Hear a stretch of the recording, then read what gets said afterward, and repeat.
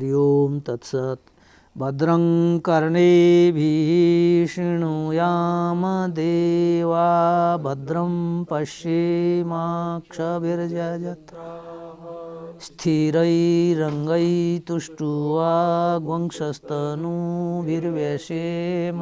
देवहितं जदायुः। ॐ शान्ति शान्ति सुशान्तिर्भवतु। ॐ सहनाववतु सहनौ भुनक्तु सह वीर्यं करवावहै तेजस्विनावधीतमस्तु मा विद्विषावहै। ॐ शान्ति शान्ति शान्ति। हाँ, तो कल ग्रंथकार ने मंगलाचरण के माध्यम से चारों अनुबंधों का निरूपण किया। उसमें अब अनुबंधों का निरूपण करने के पश्चात ग्रंथ को प्रारंभ करते हैं। तो अनुबंधों में ग्रंथ का विषय जीव ब्रह्म की एकता का कथन किया, प्रतिपादन किया अनुबंधों में। तो अब जीव ब्रह्म ही है, जीव और ब्रह्म दो नहीं हैं, ये अर्थतः प्रकट हो गया। किंतु साधक की, जिज्ञासु की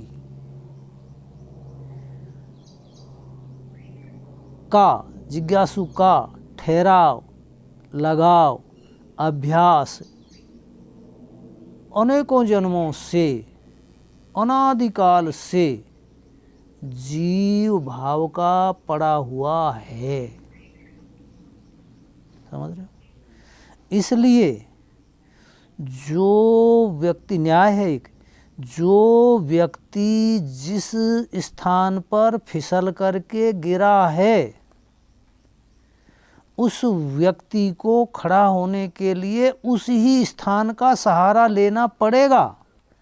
उस स्थान को छोड़ करके यदि दूसरे स्थान पर वो जाना चाहे तो जा ही नहीं सकता, क्यों पड़ा है। तो ग्रंथकार वहीं से उठा रहे हैं कि जीव ब्रह्म ही है, नहीं है ना। लेकिन जिज्ञासु के प्रश्न होता है कि जीव ब्रह्म कैसे है फिर। ये तो एक प्रतिज्ञा मात्र हो गई, और प्रतिज्ञा मात्र से कार्य की सिद्धि नहीं होती है, क्योंकि हर कार्य, समझो, जब तक चार प्रमाणों से प्रमाणित नहीं होगा तब तक अधिकांशतः, सबकी नहीं कहता, अधिकांशतः श्रोता की उस विषय में प्रवृत्ति नहीं होती है। वाक्य पूरा समझ में आ गया? चार प्रमाण कौन कौन से हैं? श्रुति, स्मृति, युक्ति और अनुभूति। माने केवल वेद प्रमाण। अब कहते हैं कि जीव ब्रह्म ही है,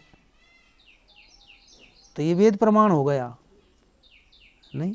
लेकिन स्मृति प्रमाण भी चाहिए। ठीक है, ये वेद ने तो कह दिया, लेकिन हमारे महापुरुषों ने भी माना है क्या? ऐसा बोला, हाँ, शंकराचार्य हमारे तो गुरु महाराज, जगत गुरु अद्वैत सिद्धांत के शंकराचार्य जी हैं। तो शंकराचार्य जी ने कह दिया, श्लोकार्धेन प्रवक्ष्यामि यदुक्तम ग्रंथ कोटि भी ब्रह्म सत्यम जगन मिथ्या जीवो ब्रह्मैव ना परः। ये कह दिया स्मृति ने। अर्थ तो लग गया होगा तुम लोगों को। तो ये स्मृतिकार हो गया कि बोला अब जगत में भी, संसार में भी हम देख रहे हैं, वहाँ किसी युक्ति के द्वारा दो पदार्थों की एकता प्रतीत होती है क्या?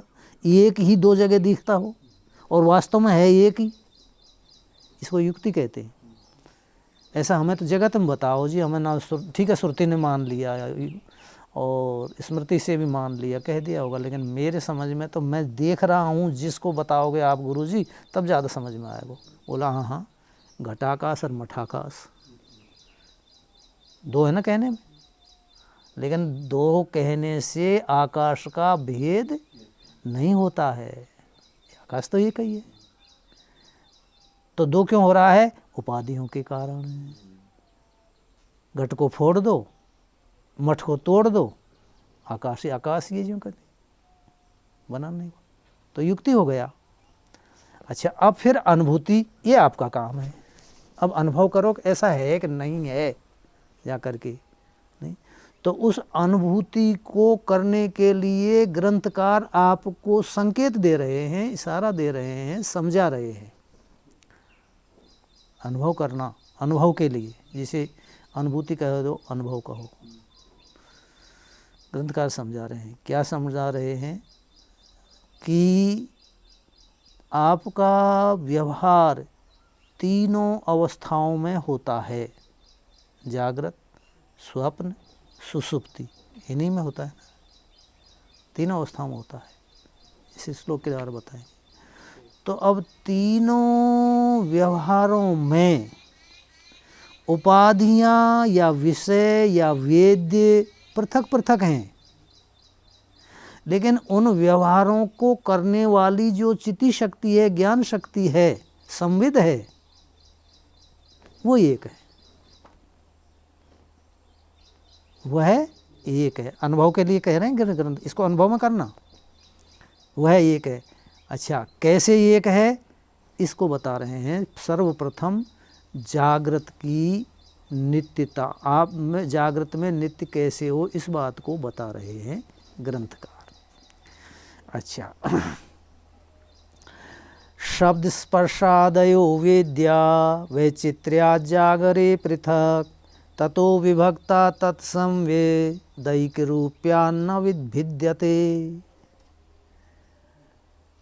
जागरे वेद्याः शब्द स्पर्श आदयः जस वैचित्र्यात् पृथक,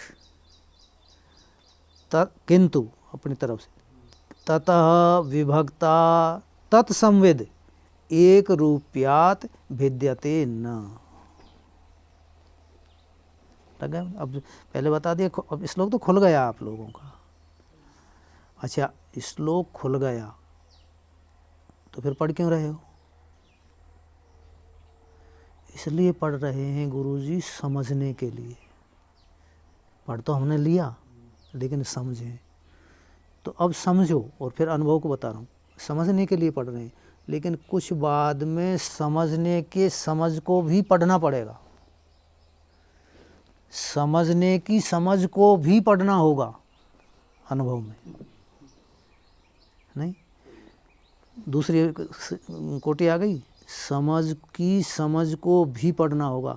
और तीसरी कोटि में समझ की समझ को पढ़ने वाले को भी पढ़ना पड़ेगा, कौन समझ रहा है। और चौथी कोटि में समझ की समझ को समझने वाले को पढ़ करके समझने वाले को बाध्यतानुवृत्ति से उसमें स्थिति करनी होगी। ये है आखिरी स्टेज, बाध करके। समझने वाले से ही समझाया आपने समझ को, लेकिन उसको भी छोड़ना पड़ेगा, वो भी शाबाश है, नहीं? हाँ, तो अभी दूसरी कोटि में है अपन। तो शब्द तो सब लग ही गए होंगे, ज़्यादा इनके क्या बोलूं। शब्द स्पर्श आदय समास है। अच्छा, तो अर्थ कर दूं हिंदी में। जागृत अवस्था में सप्तमी वेद्या, जिसका वेद्य मानी जो जानने योग्य हैं, अर्थात सारे पदार्थ आ गए, पद आ गए। वे कौन हैं? शब्द स्पर्श रूप रस गंध आदय, इनको और ले लो, और इन्हीं से फिर सारा खेल बनता है आगे। जो ये हैं, ये वैचित्र्यात्, विचित्रता, विचित्र नहीं, या का अर्थ है विचित्रता, भावार्थ में हुआ यत प्रत्यय। इनमें विचित्रता होने के कारण, मानी एकता न होने के कारण, एक रूपता न होने के कारण, एक से नहीं होने के कारण, शब्द अलग है, स्पर्श अलग है, रूप रस अलग है, रस अलग है, इनमें विचित्रता है नहीं, इसलिए पृथक पृथक पृथक हैं। अध्याय और कर लो, एक पृथक।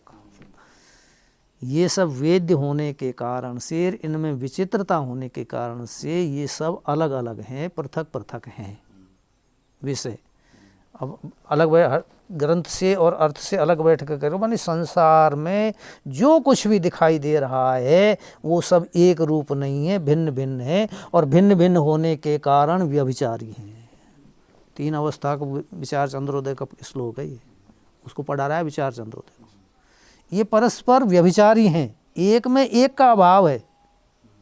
शब्द में स्पर्श नहीं, स्पर्श में रूप नहीं, रूप में गंध नहीं, ऐसे ही सारा ये संसार आ जाएगा। तो विचित्र होने के कारण ये पृथक पृथक हैं। किंतु ततः, ततः मानी इनसे विभक्ता, विभाजित होने वाली, क्योंकि शब्द को विषय करने वाली वृत्ति, स्पर्श को विषय करने वाली वृत्ति विभक्त हो गई ना, रूप को विषय करने वाली वृत्ति, समझ रहे हो नहीं? ये समझ में, वे वह पृथक होते, इनके द्वारा पृथक होते हुए भी एक है। घट की उपाधि के कारण, मठ की उपाधि के कारण आकाश भिन्न जरूर कह रहे हैं, नाम 2 रख दिए हैं, लेकिन हैं दोनों में एक। तो संविद एक, सारे संसार को विषय करने वाली जो संविद है, चित्ती शक्ति है, वो है एक है नहीं? अच्छा, एक रूपयात भिद्यते न, उसमें भी भेद है ही नहीं। श्लोक का अर्थ हो गया। अच्छा, अब श्रुति भी यही कह रही है, नहीं दृष्टुर दृष्टे विपरिलोपो विद्यते अविनाशित्वात्। तो दृष्टा की दृष्टि अर्थ तो तुमने सुन रखा है, समझ रखा है, उसका लोप क्यों? वो दृष्टि अविनाशी है, नष्ट नहीं होती है। तो नष्ट होती हुई जो हमें दृष्टि नष्ट होती हुई सी दिखाई देती है, वो दृष्टि नहीं देती, उपाधि नष्ट मानी परिवर्तित होती हुई दिखाई देती है। उपाधि के संग के कारण चित्ती शक्ति या संविद बदलती हुई सी लगती है, सी को लगाना, बदलती नहीं है। वो श्रुति का ये श्लोक अर्थ कर रहा है। तो ये आ गए ना। अच्छा, तो जागृत अवस्था के लिए इसमें दिए कि इंद्रिय अर्थोपलब्धिर जागरितम, इंद्रियों के द्वारा विषय की जो प्राप्ति होती है वो जागृत अवस्था है, स्पष्ट। तो इनमें ज़्यादा से मत करो, हिंदी आप पढ़ी लीजिए, हिंदी में कोई, मैंने बोला है सारा बोल दिया आपको हिंदी में। अब हाँ, इसमें एक नया शब्द आया है, आएगा आगे जाकर के शायद, अतिदेश। ये आगे हिंदी में, लेकिन पूर्व श्लोक में कहा गया जो न्याय अर्थात नियम अथवा दृष्टांत, उसी का अतिदेश स्वप्न अवस्था में भी करते हैं, अग्रिम श्लोक से। तो अतिदेश मानी है जो विषय या जो वस्तु एक बार कही है, प्रथम जिसको कह दिया है, उसी को दूसरे स्थान पर कहने को अतिदेश कहते हैं। तो जो संविद एक रूप है जागृत में जो बताई, उसी संविद की एक रूपता को स्वप्न अवस्था में भी बता रहे हैं, ये अतिदेश है। इसी शब्द को याद कर लेना, आएगा ये बहुत जगह आता है, नया शब्द है वेदांत का। अच्छा,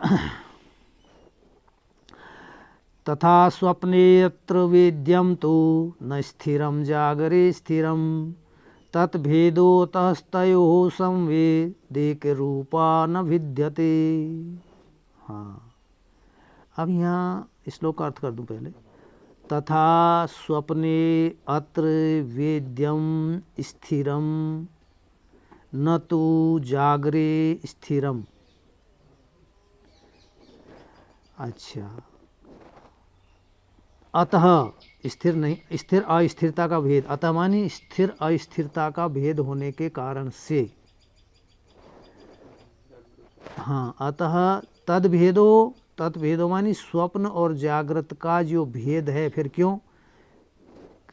तयो तयो मानी स्वप्न और जागृत में रहने वाली संविद एक रूपा, परिवर्तित न होने वाली है, एक रूप रहती है, इसलिए विद्यते न, उसका एक रूप रहने के कारण भेद नहीं है। अब ये तो मैंने बता ही दिया आपको, तो पढ़ रहे हैं, समझ तो आपने लिया, लेकिन समझ को समझने के लिए पढ़ रहे हैं, तो ये तो भेद नहीं है, कैसे नहीं है, ये तो ज़्यादा समय न लगाऊं। अच्छा, ये श्लोक की आवश्यकता क्यों पड़ी है? इसलिए पड़ी है कि शंकावादी शंका कर रहा है कि ये जागृत और स्वप्न में भेद नहीं है संविद का, नहीं, तो फिर दो अवस्था नाम क्यों रखा उनका ना? तो बोला हाँ, संविद में तो भेद नहीं है, लेकिन पदार्थों की स्थिरता अस्थिरता का भेद है। स्वप्न में जो पदार्थ दिखाई देते हैं वो स्थिर नहीं है, स्थायी नहीं है, जागृत में मिलेंगे ही नहीं। अभी वहाँ बैठ रहे हैं, नहीं तो जागृत भी ऐसी ही है, पर मैं उधर आगे ज़्यादा ना बढ़ूँ, मैं फिर पचेगा नहीं। लेकिन अब आप जहाँ हैं, जहाँ ही बैठ कर देखो, मानी उस संविद का भेद नहीं है, स्थिरता, पदार्थों की स्थिरता और अस्थिरता का भेद है, क्योंकि जागृत में स्वप्न में रहने वाले पदार्थ मिलते ही नहीं हैं, और जागृत के नाम देख रहे हैं। फैलने का मन करे फिर दृष्टि सृष्टिवादी क्यों का, पर नहीं बोले। आइए, तो इतना बात समझ ली इनकी जागृत की अपेक्षा से अस्थायी बनाया उन्होंने। हाँ, ये मतलब हमारा अनुभव हो रहा है ना, ऐसा बात आपको पता नहीं, मन जीव का अनुभव हो रहा है, जीव भाव का, हाँ, अनुभूति है उनकी, ऐसी अनुभूति करना है। हाँ, फिर वो दृष्टि सृष्टिवाद काट देगा उसको भी बाद में। पहले तो खड़ा कर दिया है आपको आरोप करने के लिए, भाई हाँ ठीक कह रहे हो। अब आपने मान लिया हाँ ग्रंथकार सही कह रहा है, भाई भेद तो है, जागृत में मिला ही नहीं है, ठीक कह रहे हो। और वहीं जाए दृष्टि सृष्टिवाद कर दे तो भाई कह तो रहे, पर हमारे हम खूब देख रहे हैं, रात सोए जो ही कुटिया जाए है सबसे भाई। ये कभी समय आएगा जो बताऊंगा दृष्टि सृष्टिवाद में। अच्छा, तो श्लोक लग गया, हाँ ठीक है, चलो आगे। अब इसी का अतिदेश सुसुप्ति में भी कर रहे हैं कि सुसुप्ति में भी पदार्थ तो रहते ही नहीं, केवल दो विषय रहते हैं। मैं आज सुख से सोया, और इतना सुख से सोया, इतनी गहरी नींद में सोया कि कुछ भी पता नहीं रहा। तो दो अनुभव हैं उस समय। सुख से सोया, इसको भी कोई देख रहा है, जान रहा है, और कुछ भी पता नहीं रहा तो अज्ञान है, पता ना रहना अज्ञान है। तो अब दोनों उस जानने वाले से पृथक होते हैं। भाई जानेगा जो किसी पृथक होगा, उसी वस्तु को तो जानेगा। तो सुख का अनुभव करने वाला और कुछ भी न जानने वाले अज्ञान का अनुभव करने वाला, विषय करने वाला जो है वो आप हो, वो संविद है। ये वही संविद है जो जागृत में थी, स्वप्न में थी, और अब सुसुप्ति में भी आ गई वही संविद। अच्छा, अब मैं फिर एक थोड़ी सी नई बात, गहरी बात बताऊंगा आपको कि जागृत में जो यह, ध्यान देना महावीर अच्छी तरह, जागृत में जो यह सुख से सोने का और कुछ भी ना जानने का अनुभव होता है, नहीं, वह स्मृति है उसकी, और स्मृति पूर्व अनुभव जन्य उद्भूत संस्कारों से होने वाला ज्ञान है। तो पूर्व अनुभव किया है सुख से सोने का और कुछ भी न जानने का, वही तो जागृत में कह रहा है। समझ रहे हो ना, मैं भाषा खूब धीरे धीरे समझ, वही जागृत में।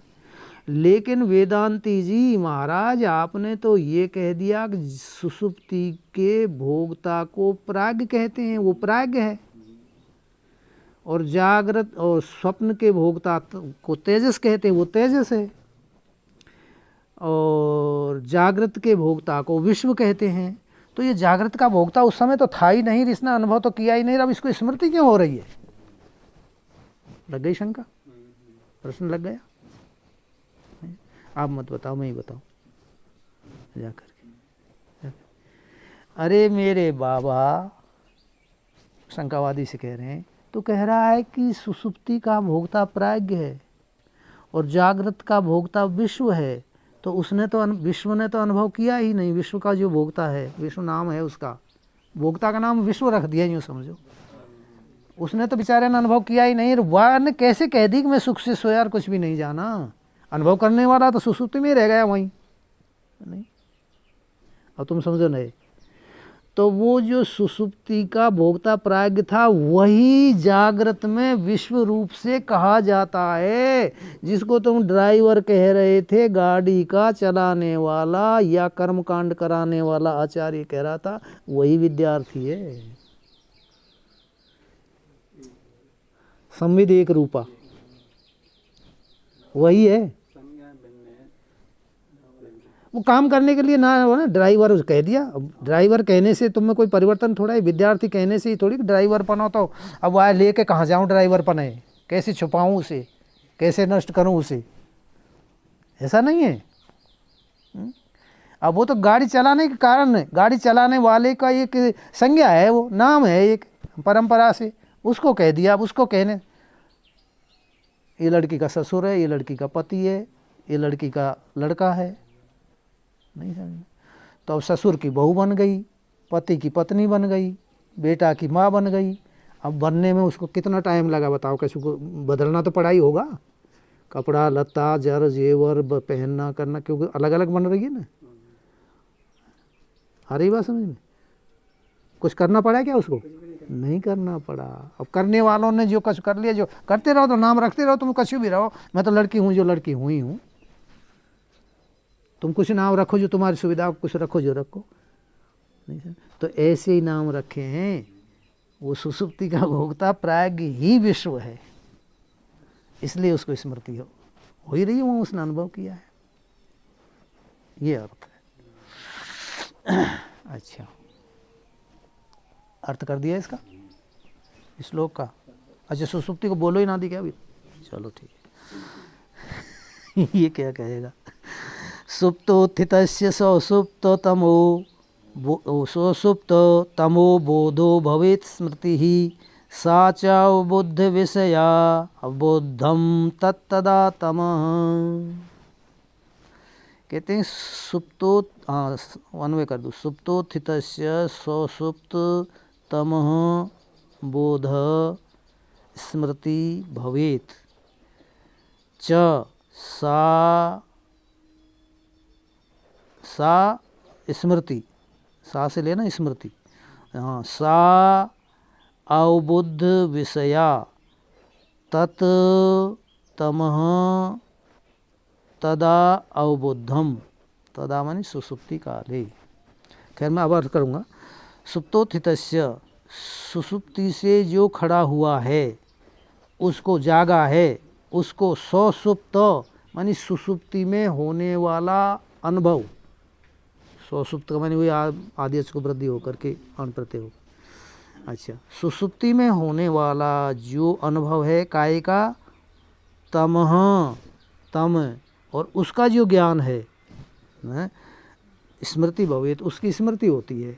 अभी जो मैंने आपको बता दिया है, लगा लेना अर्थ को बाद में। अच्छा, और सामान्य वो स्मृति अवबुद्ध विषया, अनुभव विषयक है, अनुभव किया है, इसलिए तत्मानी वह अनुभव अवबुद्धम, अनुभव किया है। कब? तमः तदा, उस काल में उस तम का अनुभव किया है, अज्ञान का अनुभव किया है।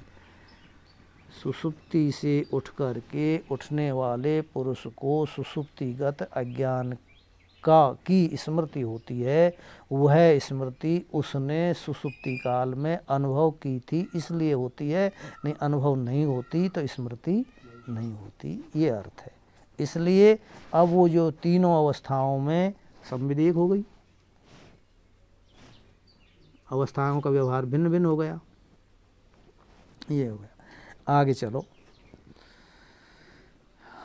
हिंदी में समय को हम नहीं लगा रहे, लगा लेना, यही बात है जो कि पढ़ना सीधी है, फिर तो आपको हिंदी सबोधो विषयाद् भिन्नो न बोधात् स्वप्नबोधवत् एवं स्थानत्रयेऽप्येका संवित् तद्वद्दिनान्तरे। हाँ, सबोध विषयात् भिन्न, यहाँ तक बोध भिन्न और हाँ सबोधो विषयात् भिन्न, क्यों? बोधवत, जागृत स्वप्न की उसकी बोध की तरह से, बोधात भिन्न न, वो जो विषय है अज्ञान, जो विषय किया जा रहा है अज्ञान, वह उस संविद से भिन्न है। सुषुप्ति का अज्ञान है ना, वो उससे भिन्न है, लेकिन उस अनुभव को करने वाला ज्ञान भिन्न नहीं है, वो एक है। मानी अनुभव में आने वाला जो स्वरूप से अनुभव में आया है ना, वो है अज्ञान, अज्ञान से भी भिन्न है। वो विषय हो रहा है जो, लेकिन उसका अनुभव करने वाला उससे भिन्न नहीं है। उसी के एवं इस प्रकार से स्थान त्रयः अपि संविद एका, तीनों स्थानों पर संविद एक रूप है, जागृत स्वप्न सुषुप्ति में एक रूप है। तत् दिनांतरे, तद्वत् दिनांतरे, जैसे जागृत स्वप्न सुषुप्ति में संविद एक रहे, ऐसे क्या कहे, ठीक है, तब होगा दूसरे दिन। दूसरे दिन कैसी है फिर साधक? दूसरे दिन भी ऐसी है जैसी तीनों अवस्थाओं में आपने अनुभव किया है। मैंने दूसरे दिन भी यही काम होगा, और दूसरे ही दिन नहीं होगा, महीने भर भी यही काम होगा, और महीने भर नहीं वर्ष भर भी यही काम होगा, और वर्ष भर भी नहीं युग युगांतरों तक भी यही काम होता रहता है, वो एक ही रहे। ये आ गए, तो इसको अगले श्लोक से दृष्टांत पूर्वक समझा रहे। मासाब्द युग कल्पेषु गतागम्येष्वनेकधा नोदेति नास्तमित्येका संवेदेशा स्वयं प्रभा। हाँ, ये कह रहे हैं कि महीने में, जो बोल दिया मैंने मास में, अच्छा अन्वय कर दूँ। मासाब्देश ओ गत आगम्येषु अनेकधा मास अब्द युग कल्पेषु, हाँ, ऐसा स्वयं प्रभा एका संविद, लग रही है ना, उदेति न और अस्तम न एति, एति मानी प्राप्नोति इन गतौ। अन्वय लग गया कि वो फिर बोलो अन्वय। हाँ, तो कहते हैं कि गत आगम्य मानी गए हुए, बीते हुए और आने वाले, नहीं अनेकधा, जो ये बीत गए ना, आने वाले जो अनेक प्रकार के हैं, युग कल्प मास आदि, ये इनमें ऐसा स्वयं प्रभा संविद एका, यह स्वयं प्रकाश जो संविद है वो एक ही है। स्त्रीलिंग करके एका कर रहे हैं, मानी गए हुए, बीते हुए और आने वाले अनेक प्रकार के जो माह, महीना, वर्ष, युग, कल्प हैं, उनमें यह स्वयं प्रकाश संविद एक रूप ही है, न उत्पन्न होती है न नष्ट होती है, न उदेति न अस्तमेति, अस्त को भी प्राप्त नहीं होती है, यानी नष्ट भी नहीं होती है, एक ही है। ये उत्पन्न नष्ट होते रहते हैं, लेकिन इनको ज्ञान करने वाला विषय उत्पन्न नष्ट नहीं होता, इसलिए नित्य है। हाँ, अच्छा, अब ये किस, यहाँ तक किस बात को बताया है कि यह जो संविद है, ये जीव है, वो ज्ञान स्वरूप है, ज्ञान इसका गुण नहीं है। अन्य मतावलंबी सांख्य आदि जो मानते हैं ज्ञान गुण नहीं है, क्यों? गुण तो गुणी के आश्रय होता है, बल्कि ये समझो, यहाँ ध्यान दे करके अभ्यास के लिए ये काम करना है। ज्ञान आत्मा का गुण नहीं है, बल्कि ज्ञान आत्मा का स्वरूप ही है। जिस चिति शक्ति से, जिस आत्मा से, जिस तत्व से सब पदार्थों को देखा जाता है, जिस ज्ञान से, वह ज्ञान आत्मा का नहीं है। इस भ्रांति को निकाल देना। वह ज्ञान आत्मा का नहीं है, वह ज्ञान ही आत्मा है। तो ज्ञान की नित्यता कर रहे हैं, क्योंकि जीव ब्रह्म ही है, तो ब्रह्म नित्य है। और सत्यम अनंतम ब्रह्म ज्ञान स्वरूप है, अनंत स्वरूप है, वो सत्य है। नहीं तो सत्य फिर जीव भी होना चाहिए। सत्य ज्ञान स्वरूप है तो जीव भी ज्ञान स्वरूप होना चाहिए। तो अब जीव की एक ज्ञान स्वरूपता कर दी, वो बिल्कुल ज्ञान स्वरूप ही है, एक है, सब अवस्थाओं में रहता है। यहाँ तक के श्लोकों से ग्रंथकार ने सिद्ध कर दिया, अब वास्तव में जीव ब्रह्म ही है। सत्यम ज्ञान अनंतम ब्रह्म, तो सत्य स्वरूप है, ज्ञान स्वरूप है, अनंत है। तो सत्य तो ये हो गया कि सत्ता, सत्य सब में है। सत्य यहाँ माने सत्य का तात्पर्य सत्तावान, उसकी सत्ता सब हमेशा रहती है आत्मा की। और ज्ञान सत्यम ज्ञानम, ज्ञान स्वरूप है, क्योंकि ज्ञान सब में रहता है, दिन मास महीना सब में ज्ञान रहता है, इसलिए भी नित्य हो गया। और अनंत, उसका अंत नहीं आता है, इसलिए भी अनंत है। तो जो ब्रह्म का लक्षण है वही जीव का लक्षण है, इसलिए जीव और ब्रह्म दो नहीं है, ये सिद्ध करते हैं। सम्मिलित को भी थोड़ा सा और जैसे ज्ञानात्मक वृत्ति को थोड़ा सा और खोले समझा दें तो। हाँ ठीक है, और खोलो आगे। हाँ, जहाँ एक श्रुति है, जहाँ जहाँ मन की वृत्ति जाती है, बुद्धि की वृत्ति जाती है, अनुभव के लिए बता रहा हूँ मैं आपको, अनुभव ये करना है आपको। जहाँ जहाँ भी मन जा रहा है वह सब जगह ब्रह्म को ही विषय कर रहा है मन। यद्यपि अर्धशंका, ब्रह्म मन का विषय नहीं है, लेकिन हम आपसे पहले कह चुके हैं कि जहाँ विद्यार्थी बैठा हुआ है वहाँ से बैठ कर के बात करनी पड़ती है, और जितनी भी बात करनी पड़ेगी वो आप हमेशा ये समझ लेना वो सच्ची नहीं है, आरोप है। अब ये जो कहेंगे कि ये बात क्या कह रहे हैं महात्मा, वेदांत की भाषा समझना थोड़ा सा टेढ़ा है। कभी तो सत्य कह दिए, कभी असत्य कह दिए जा करके, कभी तो सब मुझ में है और मैं सब में, और कभी कहते हैं मुझ में कुछ भी नहीं है। अब कैसे समझोगे तुम? वो एक ही, तो फिर आ जाओ उसी जगह पर। समिध को मैं अच्छी तरह से व्यवहार में समझाऊं आपको कि व्यवहार में जहाँ जहाँ भी आपकी वृत्ति जाती है, दृष्टि जाती है, चिंतन होता है नहीं समझ में, उसको वह वृत्ति, वह दृष्टि ब्रह्म को ही विषय करती है, ब्रह्म को ही देखती है, ब्रह्म को ही समझती है। अरे बाबा दे दी हाथ पांव जोड़, कतई पांव छोड़ दे दी गदड़ा को। तुलसीदास जी ने तो हमसे यूँ कहिए, गो गोचर जह लग मन जाई, सो सब माया जानो भाई। तुलसीदास जी ने ये कहिए, और तुम ये कह रहे हो जहाँ जहाँ मन जा रहा है वो सब ब्रह्म को ही विषय करता है। यह तो श्रुति है पर वो पूछना रही, चलो वो ब्रह्म को ही विषय कर रहा है, तो बिल्कुल दोनों सही हैं।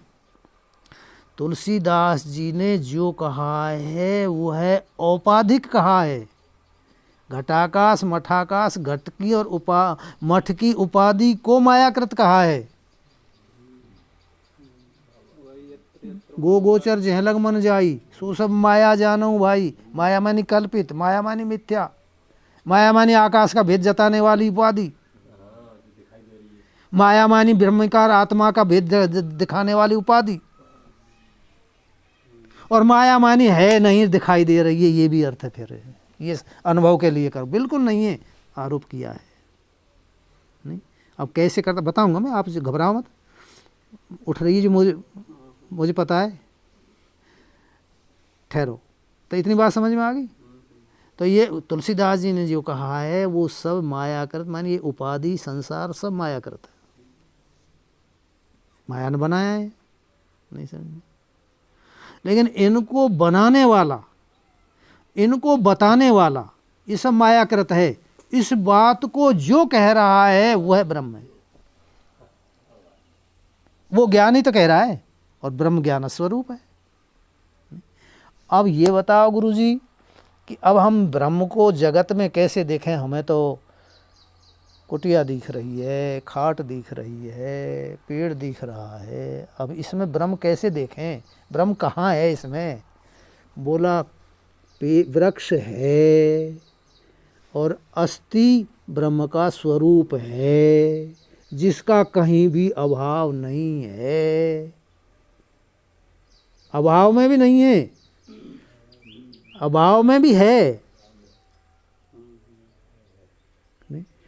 तो मायाकृत क्या हो गए फिर? इसे सब जगह लगा लेना है।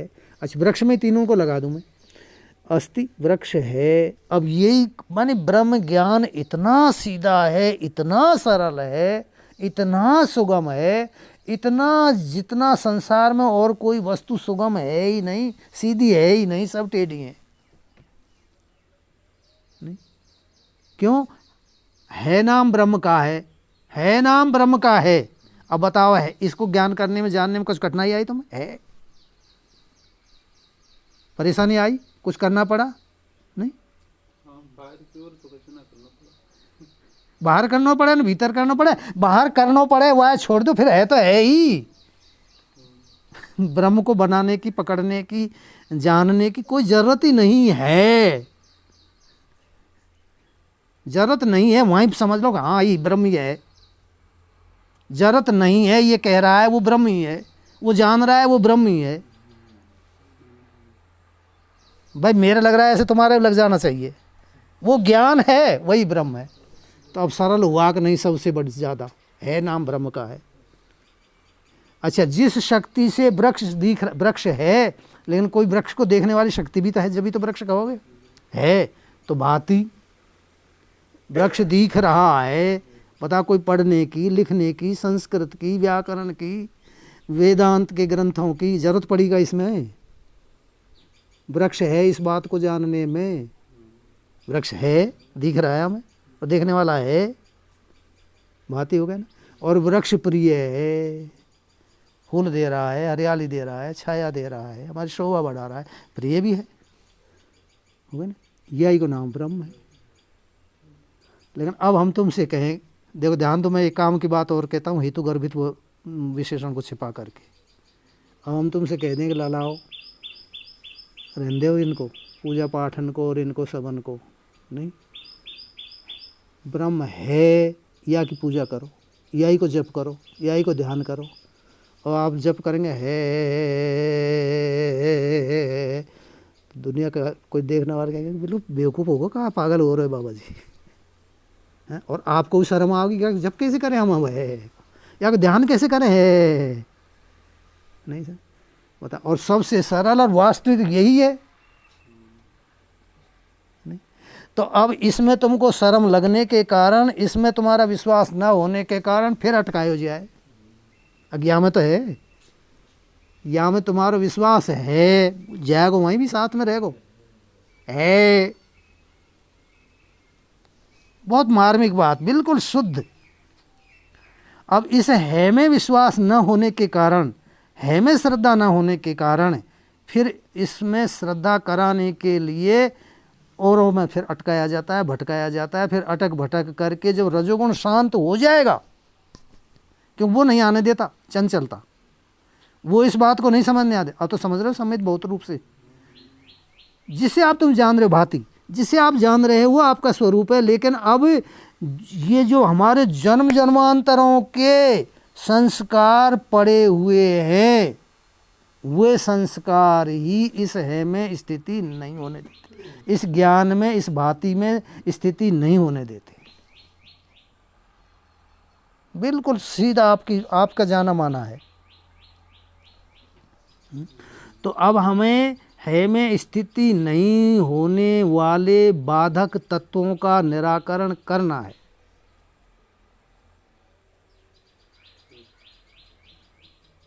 अस्थि रूप से जो वृत्ति विषय करने वाली है, ब्रह्म को यही संवेद है ना। हाँ, वो संवेद वो है, इसका भाव नहीं है। वो ज्ञान है ना। ज्ञान, संवेद का माने ज्ञान शक्ति मान लेना आप।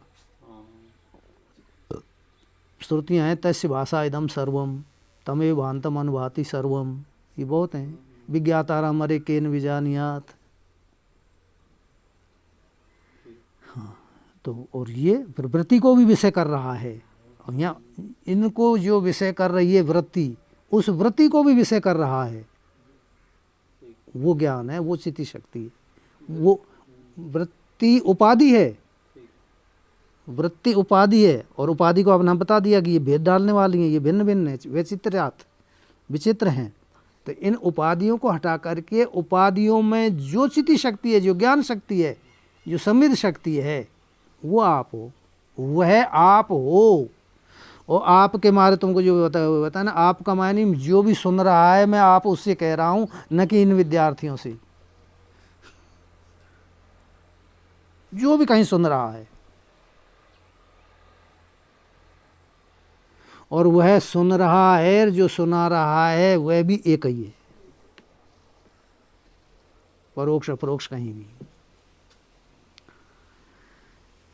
तो लग गया। अब ये अस्थि का स्वरूप बताया यहाँ तक जाकर के। अब कहते हैं इयम् आत्मा परानंदः परप्रेमास्पदं यतः मान भुवं हि भूयास मिति प्रेमात्मनीक्षते। इयम् आत्मा परानंदः यतः परम प्रेमास्पदम हि आत्मनि इति प्रेम आत्मा ईक्षते मा न भुवम भूयासम। ये अन्वय है, अभी करूँगा मैं। इयम् आत्मा परानंदः, यह आत्मा परमानंद स्वरूप है। परमानंद मानी निरतिशय आनंद, जिसकी अपेक्षा से कोई दूसरा आनंद ना हो। अर्थात परानंद मानी जैसे जिस चीनी को जिस वस्तु में डाल देते हैं, वह चीनी उस वस्तु को मधुर बना देती है, मीठा बना देती है, बनाने वाली। तो ऐसे ही यह आत्मा जहाँ भी लग रही है, जहाँ जा रही है, जो भी कुछ कर रही है, वो उस सब को आनंदित कर देती है, आनंद बना देती है, क्योंकि वो आनंद स्वरूप है। चीनी मधुर स्वरूप ही है। चीनी का मीठा, वाक्य सही है गलत है? गलत है। चीनी का मीठा, अरे चीनी का मीठा नहीं, चीनी ही मीठी है। तो आत्मा का आनंद, अरे नहीं, आनंद ही आत्मा है। जो आनंद है, जैसे वह ज्ञान ही आत्मा है। आ रहे हैं समझ में? इसी प्रकार से जहां जहां भी आपको आनंदानुभूति होती है और नहीं होती है, वहां भी आनंद ही है। नहीं होने में प्रतिबंधक। अभी आगे आएंगे प्रश्नोत्तर। तो अब यहां समझो, पहले तो ज्ञान को समझ लो, पहले तो है को समझ लो। जहां हमें है दिखाई दे रहा है, वो ब्रह्म है, वो आत्मा है, वो आप हो। और जहां दिखाई दे रहा है जिस शक्ति से, वह भी आप ही हो। और देखने के बाद में जो आनंद की अनुभूति होती है, सुख की अनुभूति होती है, वो भी आप ही हो।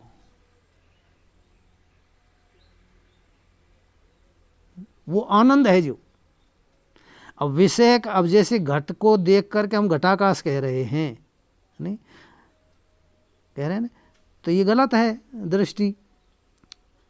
तो ऐसे ही आनंद को देख करके हम कहते हैं कि इस विषय से आनंद आया है, ये दृष्टि गलत है। अब इसमें बहुत आएंगे आगे, सभी क्यों है कहा है नहीं।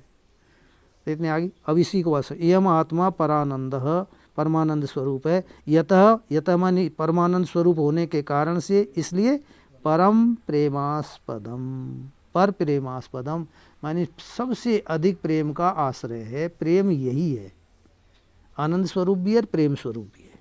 ये हो गया ना इतना।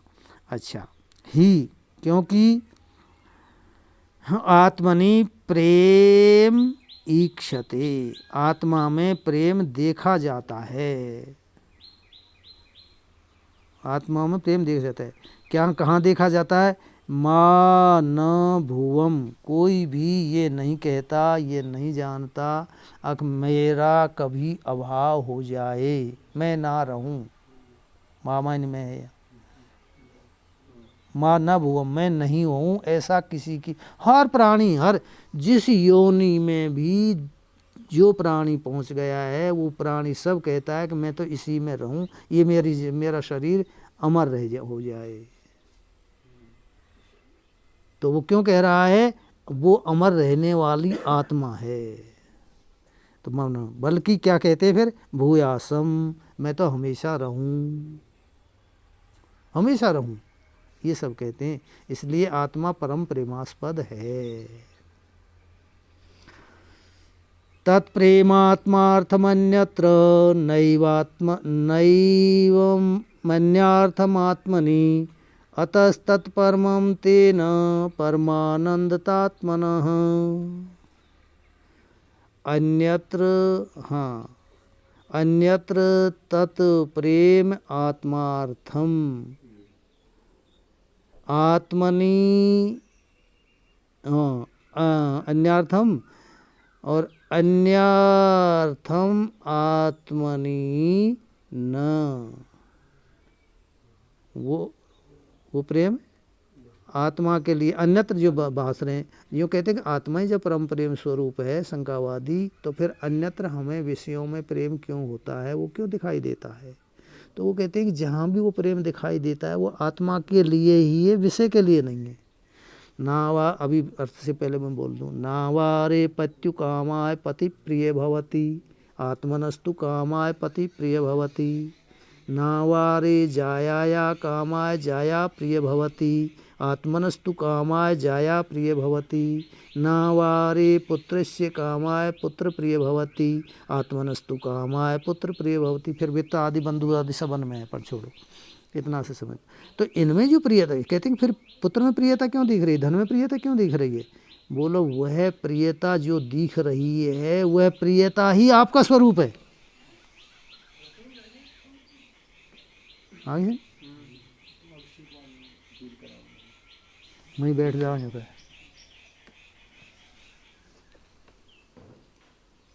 आगे समझे। वो अन्य के लिए जो प्रेम दिख रहा है आपको, वो प्रेम ही आत्मा है। आत्मार्थम माने आत्मा ही है। अन्य में जो प्रेम दिख रहा है, जैसे अन्य वस्तु में भांति दिख रही है, अस्थि दिख रही है, वो आत्मा है। ऐसे ही वो प्रेम जो दिख रहा है वही आत्मा है। अन्यार्थम प्रेम न, बल्कि आत्मन्यार्थम, आत्मा के लिए है, अन्य के लिए वो प्रेम नहीं है। इस बात को बताते हैं। इसलिए अतः, इसलिए तत् मानी वो प्रेम है जो परमम और परम है, इसलिए तेन आत्मनः परमानंदता, इसलिए आत्मा की परमानंदता है, परमानंद स्वरूप है। अन्यत्र जो प्रेम दिखाई दे रहा है, ये समझ लीजिए, जो अन्यत्र उपाधि के लिए नहीं है, उपाधि में जो प्रेम है वही आपका स्वरूप है। इसलिए आत्मा का प्रेम आत्मा के लिए ही है। अब ऐसे कहना पड़ा है नहीं आत्मा के लिए, आत्मा का प्रेम नहीं, प्रेम है जो ही आत्मा है, ये समझो खास बात। पर हमारी स्थिति ऐसी है ना प्रेम का, इसलिए थोड़ा सा ये कह रहे हैं। चलो, माने वो प्रेम है जो किसी अन्य के अधीन नहीं है, विषय के अधीन नहीं है, वो आत्मा का स्वरूप ही है, ये ध्यान देना है हमें। तो इत्थम सच्चित परानंद आत्मा युक्त्या तथा विधम परमं ब्रह्म तयोश्चैक्यम श्रुत्यन्ते सुपदिश्यते। हाँ,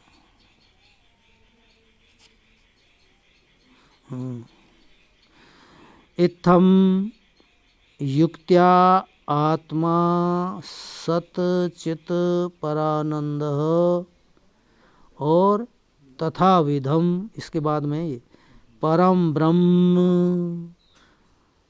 च तयो ऐक्यम श्रुति अंतेषु उपदिश्यते।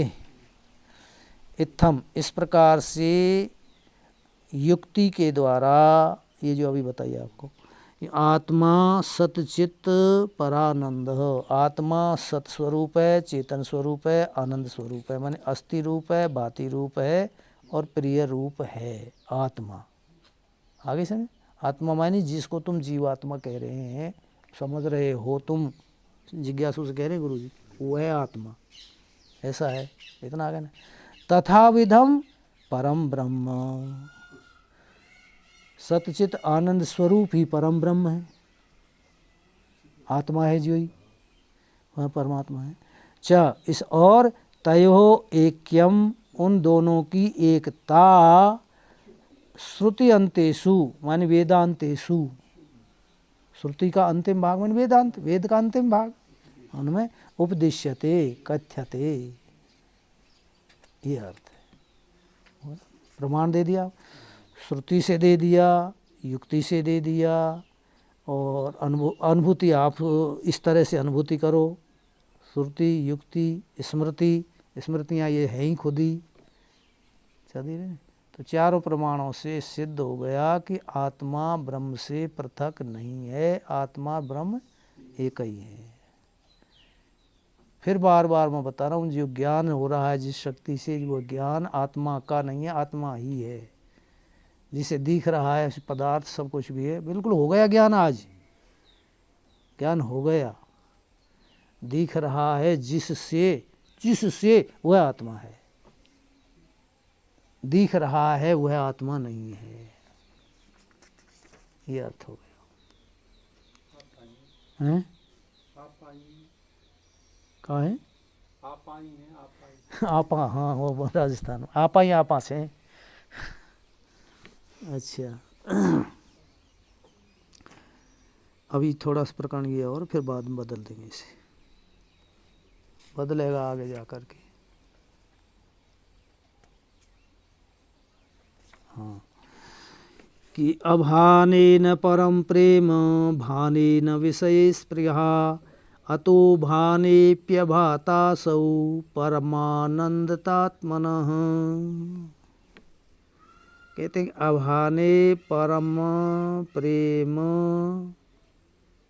न, ठीक, और भाने विषये स्पृहा न, लग रहा है ना अन्वय, मैं अर्थ तो कर दूंगा। अतः आत्मनः असौ परमानंदता भाने अपि अभाता, बड़ा मार्मिक श्लोक है। अभाने परम प्रेम न, कहते हैं कि आत्मा का भान नहीं हो रहा है तो आत्मा परम प्रेम स्वरूप नहीं है, क्योंकि परम प्रेम उसी वस्तु में होता है जिसको हम जानते, मानते, पहचानते हैं खूब अच्छी तरह से, उसी में तो प्रेम होगा। और आत्मा का भान हो नहीं रहा, इसलिए हम कैसे माने कि आत्मा प्रेम स्वरूप है। वही विचार सागर, विषय से हमें प्रत्यक्ष, हाँ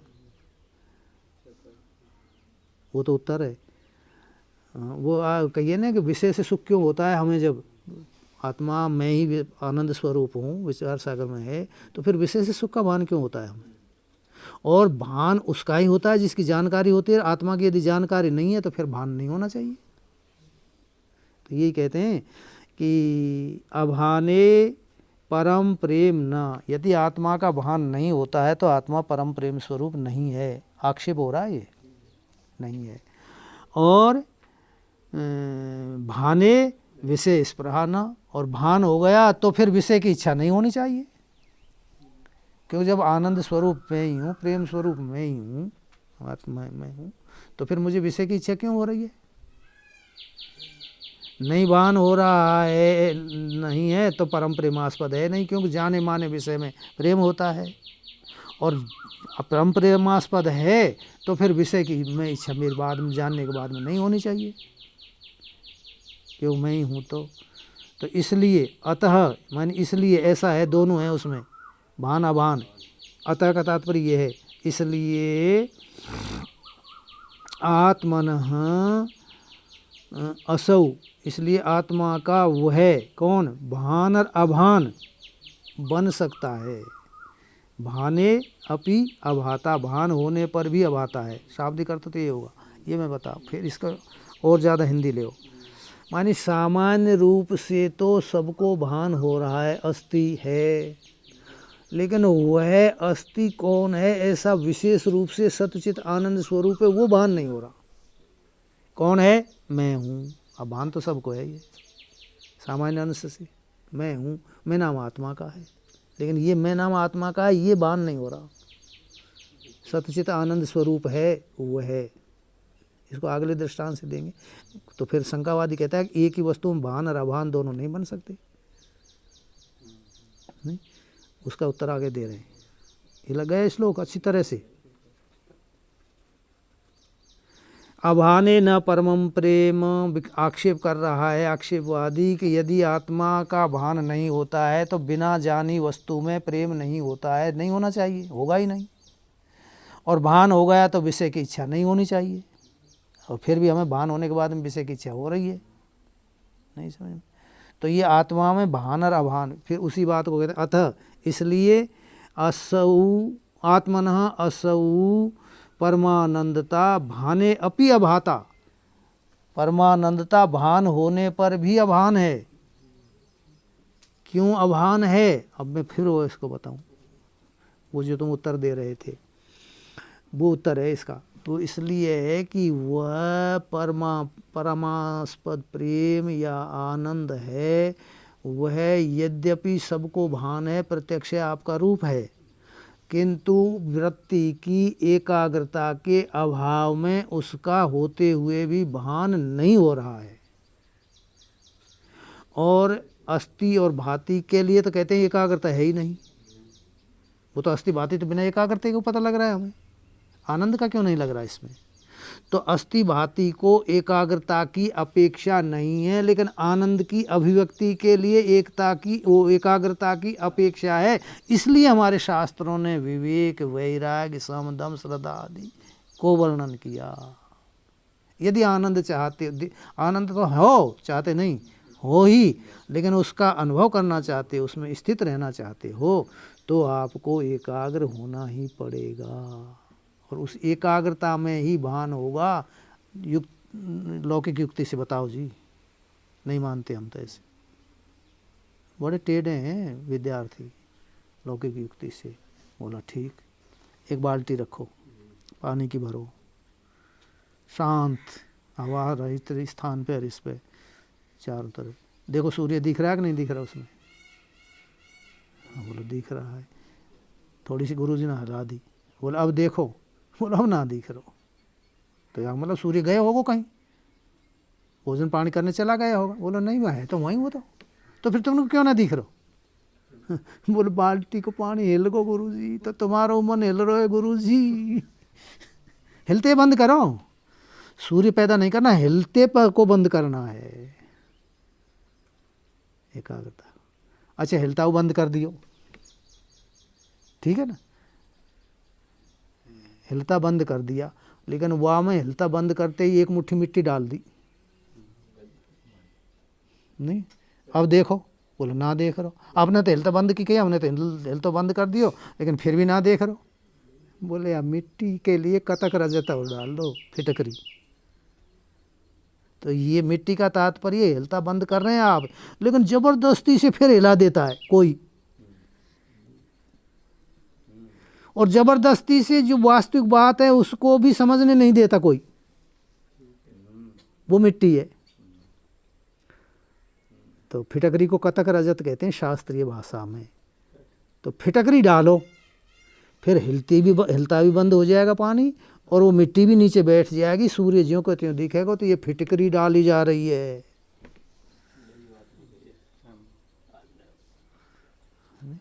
सब बात तो ज्यों की त्यों ही है, उसमें कोई संशय नहीं, संदेह नहीं, न बनाना न बिगाड़ना, लेकिन फिटकरी डालनी है। और फिटकरी डालने वाले को और फिटकरी को यदि हम द्वेष दृष्टि से देखते हैं तो हमारी गलती है। ये पानी गंदो कर दिया हमारा, भाई ठीक है, पानी गंदो ना कियो, थोड़ी देर में साफ अच्छे होएगो, कीटाणु मर जाएंगे। तो जो हमारे दोषों को निकालता है, दोषों को बताता है, नहीं, वो हमारी दोषों में तादात्म्यता होने के कारण स्तुति बड़ाई तादात्म्यता ही तो है, होने के कारण उनको हटाने वाला, बताने वाला अच्छा ना लगे, यही तो है ना। लेकिन चलो विषय को बढ़ाओ मत। तो कहते हैं कि इसको लौकिक दृष्टांत से समझा रहे हैं। अब एक वस्तु का होते हुए भी भान नहीं होता है। अध्येत्री वर्ग मध्यस्थ पुत्राध्ययन शब्दवत भानेप्यभानम भानस्य प्रतिबंधेन युज्यते। वाह, अब मैं पहले समझा दूं आपको, पहले अन्वय कर दूं इसका। अध्येत्री वर्ग मध्यस्थ पुत्र अध्ययन शब्दवत भानस्य अभाने अपि प्रतिबंधेन भानम युज्यते, अभानम युज्यते। ये अभानम है यहाँ से। अच्छा, ये तो शायद सबको लग जाता होगा संधि वंदी, तो भाने पी अभानम, ये कोई अण सी, मैं तोड़ के बोलूँ जब लग जाता होगा इतना तो अन्वय हो गया। इसके बाद में कह रहे हैं कि अध्येत्री वर्ग माने प्रातःकाल विद्यार्थी रुद्राष्टाध्याय का पाठ कर रहे थे। अब एक विद्यार्थी का पिता आ गया, 10-12 विद्यार्थी, 15 विद्यार्थी थे, बोल रहे थे। अच्छा, एक विद्यार्थी का पिता आ गया, दरवाजे पे उसने आवाज़ सुनी, हाँ वेद पाठ हो रहा है, नहीं समझ, उनमें उसका पुत्र भी है और पुत्र की आवाज़ को वो जानता भी है, नहीं समझ, लेकिन समुदाय में क्या वो पुत्र की आवाज़ को पहचान रहा है कि मेरा बेटा यह है बोल रहा है, जो नहीं समझा रहा।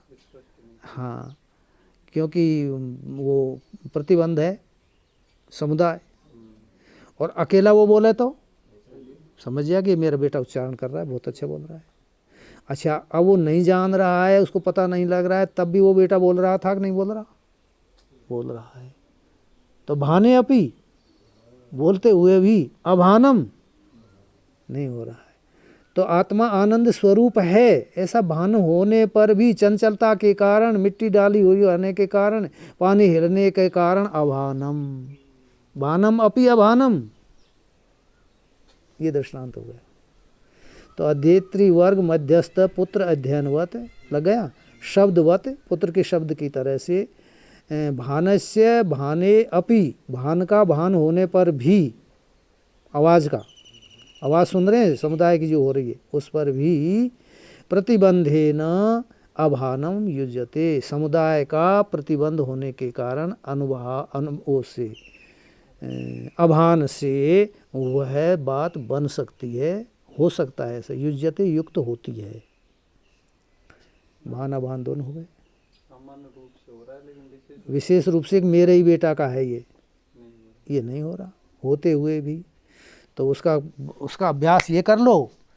अगर हमें चंचलता की निवृत्ति करनी है, आपने ये कहा था कल, ब्रह्मचारी ने प्रश्न किया था, अच्छा है प्रश्न, मैं आपको समझा दूं, बताऊं, इसी की आवृत्ति करता हूं कि स्वामी जी, जब एक बार ब्रह्म का ज्ञान हो गया, फिर ये योगी आदि ये सब समाधि लगाते हैं, ध्यान लगाते हैं, ध्यान करो, अभ्यास करो, और इनसे ज़्यादा फिर प्रश्न से आगे मैं बोलूँ, आवर्ती असकृत उपदेशात क्यों कहा है, तत्कथनम तत्चिंतनम क्यों कहा है, नहीं, आत्मावारी द्रष्टव्य श्रोतव्य निधिध्यासितव्य क्यों कहा है, ये आदि बातें। फिर ज्ञान होने के बाद में ध्यान लिया, फिर हमारा उत्तर तो ये था कि आपने हमें पहचान लिया एक बार, और कई वर्ष पहले पहचान लिया, अब ये स्वामी जी हैं, ऐसे हैं, सब कुछ हैं, तो शायद हो सके गुरु नाते आप ध्यान करते होगे, जो पहचान लिया तो ध्यान क्यों करते हो। और शायद हो सकता है ध्यान करो या ना करो, लेकिन फिर भी कभी जब मिलने आते हो दर्शन करिए आओ, फिर दर्शन क्यों करते हो। तो बोला गुरु जी से कुछ लेने की आशा है, समझने की आशा है, विद्या रखो, कुछ भी मान लो, जैसे अपना अपना उद्देश्य, इसलिए करना पड़ता है। तो ज्ञान होने के बाद में भी ब्रह्म से कुछ लेने की आवश्यकता है, अपेक्षा है। इसलिए ध्यान समाधि आदि कहिए। बोलो क्या, जीवन मुक्ति का विलक्षण आनंद है। भाई गुरुजी से कुछ लेने की है, मन गुरुजी के पास विद्या है तो विद्या लेने की तो है, ये तो है ही ना कि धन दौलत लेने की इच्छा हुई। तो आत्मा आनंद स्वरूप है, आनंद को लेने की इच्छा से ही ध्यान किया जाता है। यार बार बार की जरूरत ये है, क्योंकि बार बार भी इसलिए करना पड़ता है कि वो जो प्रतिबंधक हैं उनको हटाने के लिए। अब उस लड़के की आवाज़ को सुनने के लिए क्या करना है कि उस लड़के से जो समुदाय है उससे उसको अलग करना है। आवाज़ तो समझी पड़ी, पहले थी जो आवाज़ है, अब वो ये थोड़ी अलग कुछ बोल करके समझाया भाषा, भाषा तो वही है, लेकिन जो प्रतिबंध था समाहार समुदाय, उसको हटाने की जरूरत है। तो ब्रह्म आनंद स्वरूप है और वो तुम ही हो, ये बात सही है, लेकिन इस बात को न मानने देने वाले, खड़े होने वाले जो अनात्माकार दुश्मन है, शत्रु हैं, उनको हटाना है। इसलिए उसी का नाम ध्यान है। ध्याता का ध्यान नहीं करना ही ध्येय का ध्यान है। ध्याता मैं हूं, शरीर को लेकर के कर रहा, इसको मत करो, ध्येय का ध्यान हो गया। तो ये शरीराकार जो ध्यान हो रहा है इसको हटाना है, ध्येय आत्मा को पैदा नहीं करना है ध्यान से, ये अर्थ है।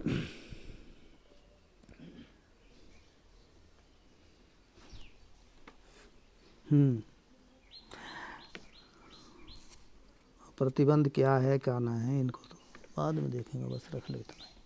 ओम पूर्णमदः पूर्णमिदं पूर्णात् पूर्णमुदच्यते पूर्णस्य पूर्णमादाय पूर्णमेवावशिष्यते।